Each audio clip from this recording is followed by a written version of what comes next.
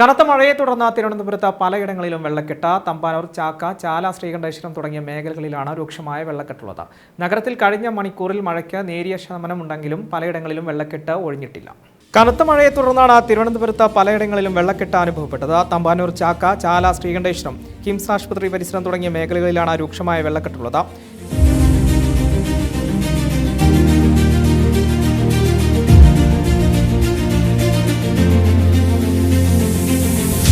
നഗരത്തിൽ കഴിഞ്ഞ മണിക്കൂറിൽ മഴയ്ക്ക് നേരിയ ശമനമുണ്ടെങ്കിലും പലയിടങ്ങളിലും വെള്ളക്കെട്ട് ഒഴിഞ്ഞിട്ടില്ല. തിരുവനന്തപുരം ജില്ലയുടെ മലയോര മേഖലകളിൽ കനത്ത മഴ തുടരുകയാണ്. മഴയെ തുടർന്ന് ജില്ലയിലെ വിദ്യാഭ്യാസ സ്ഥാപനങ്ങൾക്ക് വെള്ളിയാഴ്ച അവധി പ്രഖ്യാപിച്ചിട്ടുണ്ട്.